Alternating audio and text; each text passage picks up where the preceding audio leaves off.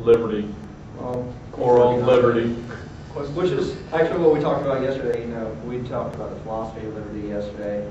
The idea was we talked about our rights, how we have a right to life, and that life in itself is not only just the things we need to live, not only just beating heart, breathing lungs, but also everything that makes our life worth living. Our liberty, our the things we earn, the ability to keep our property is rightfully ours. We have invested our life into those things.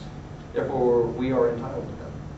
Now, as moral a principle of liberty is, there are actually people out there to destroy it. I mean, ever since America's been a country, ever since we've had a government, we've had people trying to usurp our liberty. Like Thomas Jefferson, for example, when he was president, overstepped his boundaries as president to use federal tax dollars to purchase the Louisiana Purchase without the consent of Congress. Now, John Adams, on the other hand, a few years before, passed the Alien and Sedition Acts, which blatantly destroyed or went against the First Amendment of the Constitution. They said, oh, if you speak out against the government, you can be thrown in jail, or if you disagree with the war, you can be thrown in jail. So, even some of the most incredible men in U.S. history, the ones who have stood so blatantly on the front line of liberty, have also, in their own ways, worked to destroy it. Now, liberty can be injured only by force or by sanctioning force. As we said yesterday, force is the only thing that can ever make someone give up what is theirs. Because, like we used the example yesterday, I asked you to raise your hand, and if you do it, that's your choice. Now, if you choose not to, that's also your choice. But the only way I can make you submit to my will is if I go up to you and threaten you with violence. Otherwise, there is no reason for you to do what I say except because you want to. That's a very basic premise of free will.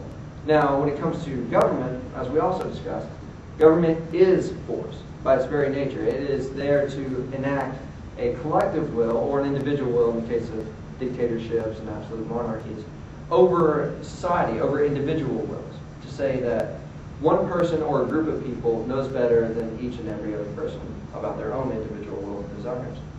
So, in a democratic system or Republican system, people sanction force by not only putting people into power who will enact force upon other people, but also just sit there, lay back, and say, it's all right, it doesn't really bother me, it doesn't affect me.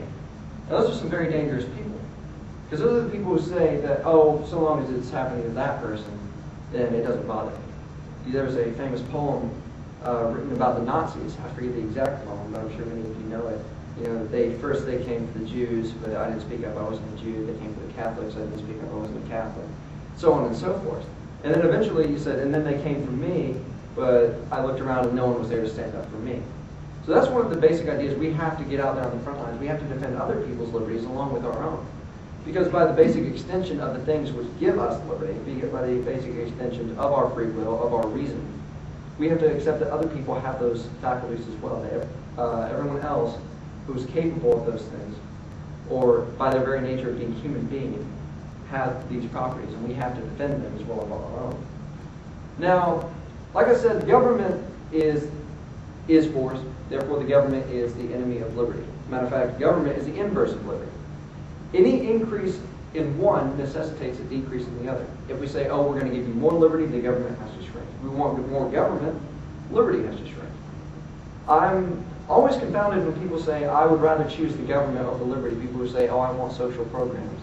I want the government to say, no, you can't watch that on TV. Like parents, for example, one of the greatest examples is people on TV. They say, oh, that's not appropriate to show on TV. So I want the government to ban it. I want them to block it. But then you're inhibiting the rights of everyone else who wants to watch it, you know? Because it's not the responsibility of the government to say what you can and cannot want. That's enforcing one will over everyone else's individual wills. We only can give the government our power, not our wills, which is one of the main flaws of David Hume's philosophy. He was saying, not David Hume, Hobbes, that we can give up our wills to federal government or a government, and then they can enforce them for us. But when we give up our wills can change over time. Even if everything is unanimous when we give them up, it can change, it can alter. And when it alters, then our will is no longer in accordance with that of the government. And the government, by its very nature, will act against our will. So that is one of the most obvious examples of when liberty can be infringed just by saying, oh, well, it doesn't bother me. Now, another example is TSA, Transportation Security Administration. As you all know, last November, TSA instituted the X-ray scanners, or the pat-downs if you so choose. God bless you if you do. But when it comes to fighting terrorism, we are actually instituting terrorism on our own shores. We're saying that in order to prevent people overseas coming over and blowing us up, because of the liberties that we enjoy, we're going to take away our liberties our own, so there's no reason for them to blow us up in the first place. We're saying that they hate us for who we are, therefore we're going to change who we are. We're no longer going to cherish our liberty. We're no longer going to cherish our privacy. Because our bodies are the most personal things to us. They are ours and only ours. And for someone else to say we have a right to examine you, we have a right to your body, to search you no matter what you consent, that's inherently against the ideas of liberty. Osama bin Laden only wishes he could institute terrorism on such a grand scale as the TSA. Like, he would probably wet the bed at night dreaming about having hundreds of thousands of people go through TSA security scanners each and every day, knowing that their liberties are no longer in existence and that someone else has power over them. Now, it doesn't always have to be the government using its security or security as a reason to overstep individual wills.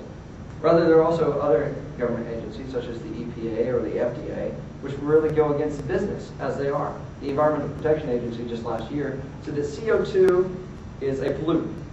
They didn't have a whole lot of scientific backing for this, as far as I'm concerned, but they decided that since it wouldn't go through Congress, they would pass it themselves. They would say that we're going to ignore the will of the American people, and ignore the Constitution for that matter, and institute our own regulations.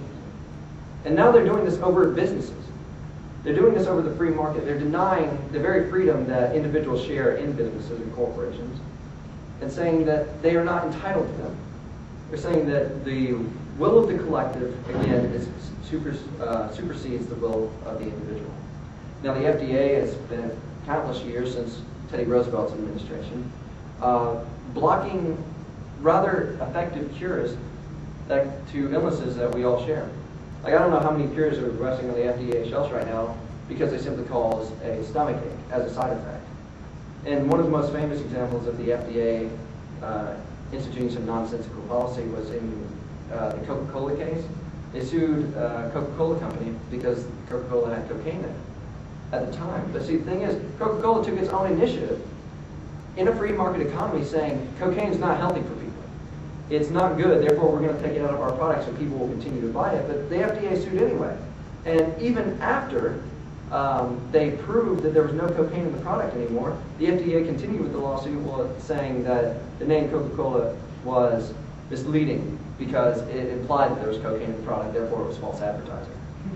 So that's just the government, one way or another, it will find a way to infringe upon people's liberties. Now, one of the most famous and one of the most really egregious examples to me is last year the FCC instituting net neutrality. For those of you who don't know what it is, you see the internet is like a highway. Only so many people can use that highway at once.